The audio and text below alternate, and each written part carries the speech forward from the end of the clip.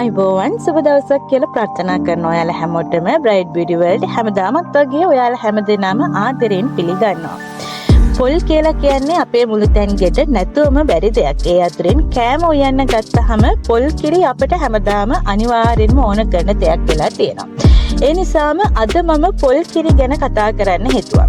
ස්වභාවික පොල් කිරි වල තියෙන පෝෂණ ගුණ මොනවද? කෘත්‍රිමව පිටිකල පොල් කිරි වල තියෙන පෝෂණ ගුණ මොනවද?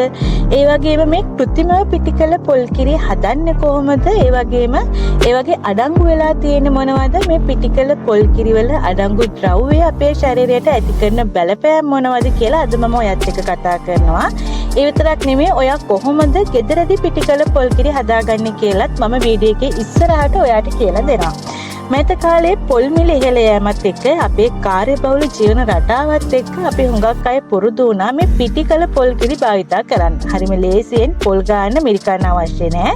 අපිට පුළුවන් වතුරේ දිය කරලා අවශ්‍ය වෙලාවට පොල් කිරි හදලා අපේ ආහාරවලට එකතු කරගන්න. මම ඉස්සරහට කියන දේවල් අහලා බලලා ඔයා තීරණය කරන්න ඔයා පිටිකල පොල් කිරි භාවිතා කරනවද නැද්ද කියලා. මොකද මම කිසිම මොහොතක කියන්නේ නැහැ මේ දේවල් භාවිතා කරන්න හෝ භාවිතා කරන්න එපා කියලා. මම කරන්නේ මේ දේවල් වල තියෙන හොඳ සහ නරක හොයලා බලලා ඔයාට ඉදිරිපත් කරන එක විතරයි. ඉතින් ඒ නිසා ඔයාගේ සෞඛ්‍ය තත්ත්වය අනුව ඔයා තීරණය කළ යුතුයි මෙය ඔබ පාවිච්චි කරනවද නැද්ද යන වගේ එය ඔබේ තීරණය සතුයි.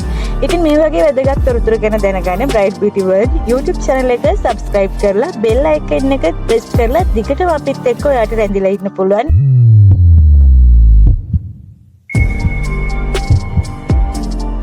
අපි ඉස්සර වෙලාම කතා කරලා ඉමු ස්වභාවික පොල් කිරි වල අඩංගු වෙන පෝෂණ ගුණ මොනවද කියලා. මේ පොල් කිරි ස්වභාවිකවම අපි ලබා ගන්න නිසා කෘත්‍රිම දේවල් එකතු කරන්නේ නැති නිසා පොල් කිරි වල තියෙන පෝෂණ ගුණයට කිසිම හානියක් සිද්ධ වෙන්නේ නැහැ. ඉතින් ඒ නිසා පොල් කිරි වල මේදය, carbohydrate, protein, vitamin C, vitamin E, vitamin B1, vitamin B3, vitamin B5, vitamin B6, potassium, magnesium, යකඩ, මැංගනීස්, ෆොස්ෆරස්, සෙලේනියම්, ඒ වගේම තබ, සෝඩියම් වගේ khනිජ ලවණ, ඒ වගේම ජලීය ගුණ, ප්‍රතිඔක්සිකාරක ගුණ වගේ හුඟක් වාසි අපිට මේ ස්වභාවික පොල් කිරි වලින් ලැබෙනවා. විතරක් නෙමෙයි බර පාලනය කරගන්නත් මේ තුලින් අපිට හැකියාව තියෙනවා. ඉතින් මේ විදිහට අපිට මේ ස්වභාවික පොල් කිරි වලින් අධික ගුණ ලැබුණට කෘත්‍රිම පොල් කිරි වලින් මේ පෝෂණ ගුණ අපිට ලැබෙයිද කියන එක ඔයාට දැන් ප්‍රශ්නයක් නේද? ඔව් එතන ඇත්තටම ප්‍රශ්නයක් තියෙනවා. මොකද ඔයා පිටිකර පොල් කිරි පැකට් එකක් අරන් බැලුවොත් ඒකේ 78%ක් පොල් කිරි වලින් සකස් කරගත් පිටි ප්‍රමාණයක් තියෙනවා කියලා සඳහන් වෙලා තියෙනවා. එතකොට 22%ක් වෙනත් ද්‍රව්‍ය එකතු කරලා තමයි මේ පොල් කිරි පිටි හදන්නේ. එතකොට ඒ වෙනත් ද්‍රව්‍ය මොනවද කියලා මම වීඩියෝ එකේ ඉස්සරහට ඔයාට කියන්නම්. එතකොට මේ එකතු කරන ද්‍රව්‍ය නිසා මේ පොල් පිටි වලට අමතරව සෝඩියම් එහෙම නැත්නම් ලුණු සහ සීනි වැඩි වෙන්න පුළුවන්. ඒ වගේම මේ පොල් කිරි වියලලා කුඩු කරන ක්‍රියාවලියේදී හෝ තාපයට ස්වභාවික පොල් කිරි වල තියෙන විටමින් ප්‍රමාණය අඩු වෙන්න පුළුවන්. අපි දැන් බලමු කොහොමද මේ පිටිකල පොල් කිරි නිෂ්පාදනය කරන්නේ කියලා. පොල් කිරි පිටි හදන්නේ හොඳට මේරු පොල් අරගෙන මදේ ඉවත් කරගෙන යන්ත්‍ර මගින් පොල් කිරි හදා ගන්නවා. ඊට පස්සේ හදාගත් පොල් කිරි පෙරාගෙන රත් කරලා හරි යන්ත්‍ර මගින් හරි ජල ප්‍රමාණය අඩු කරලා ඒ වගේ ඝනත්වය වැඩි කර ගන්නවා. ඊට පස්සේ වේලලා ඇසුරුම් කරලා එළදපොළට නිකුත් කරනවා. මෙන්න මේ විදිහට තමයි පිටිකල පොල් කිරි ආයතනවල නිෂ්පාදනය කරන්නේ. මේ විදිහට පිටිකල පොල් කිරි නිෂ්පාදනය කරනකොට මේවට තවත් දේවල් එකතු කරනවා. මම කලින් කිව්වා වගේ පොල් කිරි පිටි පැකට් එකක් අරන් ඒකේ ලේබල් එක බැලුවම 78%ක් පොල් කිරි වලින් සාදාගත්ත පොල් පිටි අඩංගු වෙලා තියෙනවා. එතකොට 22%ක් මොනවද අඩංගු වෙලා තියෙන්නේ කියලා අපි බලන්න ඕනේ. ඒ විදිහට ලේබල් එක බලනකොට ලේබල් එකේ සඳහන් වෙලා තියෙනවා මෙල්ටෝඩෙක්ස්ට්‍රින් කියලා. මේ මෙල්ටෝඩෙක්ස්ට්‍රින් කියලා කියන්නේ මොකක්ද කියලා අපි දැන් බලමු. අපි සහල්, පාන් පිටි විවිධ අල වර්ග භාවිතා කරලා කාබෝහයිඩ්‍රේට් ලබා ගන්නවා. මේවට අපි ප්‍රධාන වශයෙන් ස්ටාර්චස් කියලා හඳුන්වනවා. මෙන්න මේ ස්ටාර්චස් වලට එන්සයිම භාවිතා කරලා ඇසිඩ් වර්ග භාවිතා කරලා ඒකේ සංකීර්ණ කාබෝහයිඩ්‍රේට් තරමක් දුරට සරල කාබෝහයිඩ්‍රේට් බවට පරිවර්තනය කරනවා. මේවට තමයි අපි කියන්නේ මෙල්ටෝඩෙක්ස්ට්‍රින් කියලා. මේක සුදු පාට කුඩක් විදිහට තමයි අපිට දකින්න පුළුවන්. ඒ වගේම අපි මේකේ රස බැලුවොත් මේකේ රස පැණි රසක් විදිහට තමයි අපිට දැනෙන්නේ. ඒ කියන්නේ මේක පැණි රසකාරකයක් විදිහට තමයි අපිට භාවිතා කරන්න පුළුවන්.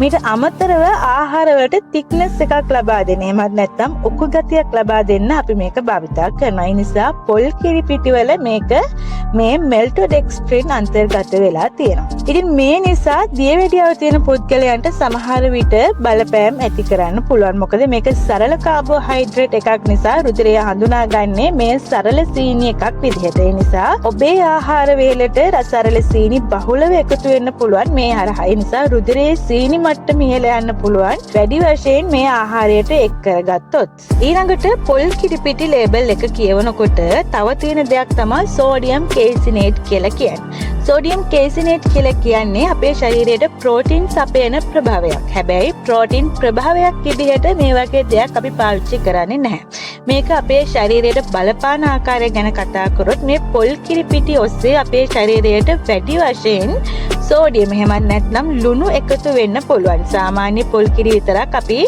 පාවිච්චි කරොත් පොල් කිරි වල අන්තර්ගත සෝඩියම් විතරයි අපේ ශරීරයට ලැබෙන්නේ. නමුත් පොල් කිරි පිටි නිෂ්පාදනයේදී සෝඩියම් කේසිනේට් භාවිතා කිරීම නිසා ශරීරයට වැඩිපුර සෝඩියම් එකතු වීමක් සිද්ධ වීමෙන් රුධිර පීඩනය, ඒ කියන්නේ අධිරුධිර පීඩනය වැඩි කරන්න මේක බලපාන්න පුළුවන්. ඒ වගේම වකුගඩු රෝගීන්ට මේ නිසා ගැටලු ඇති වෙන්න පුළුවන්. ඒ වගේම තවදුරටත් ලේබල් එක කියවගෙන යද්දී අපිට දකින්න ලැබෙන තව දෙයක් තමයි ට්‍රයිසෝඩියම් ෆොස්ෆේට්. එහෙමත් නැත්නම් TSP කියලා. එහෙමත් නැත්නම් තවදුරටත් කිව්වොත් E339 විදිහට සඳහන් වෙලා තියෙන E නම්බර් එකක්. මේක රසායනික ද්‍රව්‍යයක්. මේක ගත්තාම ක්‍රිස්ටල්ස් විදිහට තමයි තියෙන්නේ. මේක හොඳින් ජලයේ දිය වෙන ද්‍රව්‍යයක්. ඉතින් මේ TSP රසායනිකය හොඳින් ජලයේ දිය වෙලා යන පිරිසිදු කාරකයක් විදිහට තමයි ක්‍රියාත්මක වෙන්නේ. ඉතින් මේ වෙනකොට මේ TSP කෙමිකල් එක ග්‍රීස් වගේ තෙල් වගේ පැල්ලම් ඉවත් කරගන්න. ඒ විතරක් නෙවෙයි වොෂින් මැෂින් වලට යොදා ගන්න පවුඩර් වලට යොදා ගන්නවා.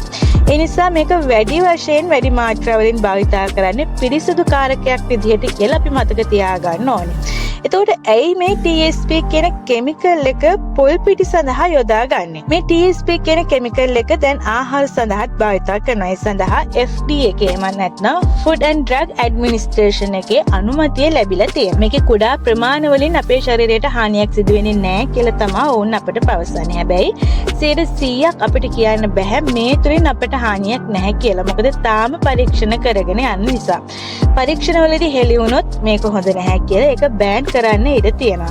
ඉතින් මේ TSP කෙමිකල් එක පොල් පිටි වලට එකතු කරගන්නේ වාෂ්පීක ද්‍රාවණයක් නිසා ආම්ලිකතාවය පාලනය කරගන්න. ඉතින් මේක ජලයේ දිය වෙලා වාෂ්පීක ද්‍රාවණයක් තමයි සකස් කරන්නේ. නිසා වැඩි ආම්ලිකතාවයක් ආහාරයේ තියෙනවා නම් ඒක උදාසීන කරන්න මේ රසායනික භාවිතා කරනවා. ඒ වගේම මේ ආහාරයට ස්ථායීතාවයක් ලබා දෙන්න මේක භාවිතා කරා වෙන්නත් පුළුවන්.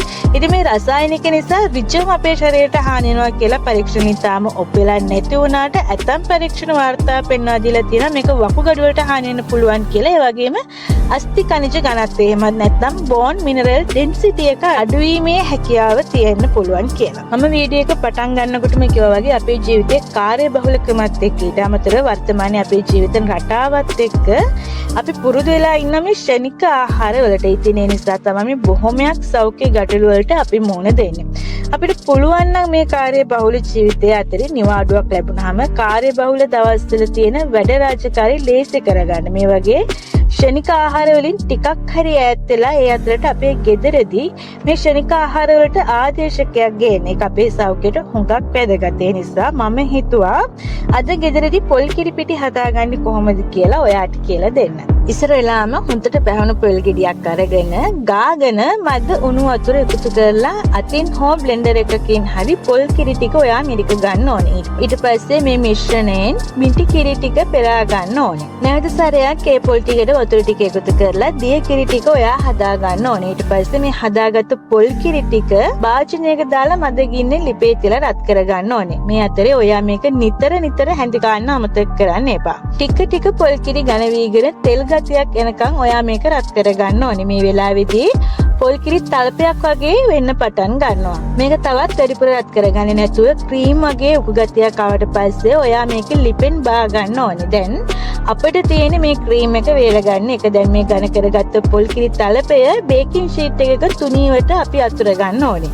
ඊට පස්සේ අවුවේ වේල ගන්නවා නම් පැය 24ක් වගේ වේල ගන්න ඕනේ. නැත්නම් 200 ඩීහයිඩ්‍රේට් එකක් භාවිතයෙන් හොඳින් වේල ගන්න ඕනේ. දැන් මේක හොඳින් වේලුණාට පස්සේ අතින් කැඩෙන සුළු බවක් පේනවා. ඉතින් ඊට පස්සේ ඔයාට කරන්න තියෙන්නේ ඒ කැබලි අරගෙන බ්ලෙන්ඩර් එකකට දාලා හොඳින් අබරගෙන කුඩු බවට පත් කරගන්න. මේ විදිහට සකස් කරගත් කුඩු තෙතමනේ නැති භාජනයක දාලා ශීතකරණයේ තියාගන්න ඔයාට පුළුවන්. ඔයා මේක ආහාර සඳහා භාවිතා කරන විට මේ පවුඩර් එකෙන් අවශ්‍ය ප්‍රමාණය අරගෙන උණු වතුරෙන් දිය කරලා ආහාර සමග මිශ්‍ර කරගන්න ඕනේ. ඉතින් මේ විදිහට තමයි ඔයා මේ පොල් කිරි පිටි එක ගෙදරදීම හදාගන්න. ඉතින් මම හිතනවා පිටිකල පොල් කිරි ගැන හුඟක් දේවල් ඔයා දැනගත්තා කියලා. මේ ගැන ඔයාගේ අදහස වගේම ඔයාට යම් ගැටලු තියෙනවා නම් ඔයාට කමෙන්ට් කරන්න පුළුවන්. ඒ වගේම ඔයා මේ වීඩියෝ එකට කැමති නම් ලයික් කරන්නත්, මේ වීඩියෝ එක ඔයාගේ හිතවතුන් අතරේ ෂෙයා කරන්නත් ඔයාට පුළුවන්. ඒ වගේම Bright Beauty World Facebook page එක ඔයාට දැන් follow කරන්නත් පුළුවන්. ඉතින් එහෙනම් අලුත් වීඩියෝ එකකින් මුණ ගැහෙනකම් මම ගිහින් එන්නම්. ඔයාට සුබ දවසක්.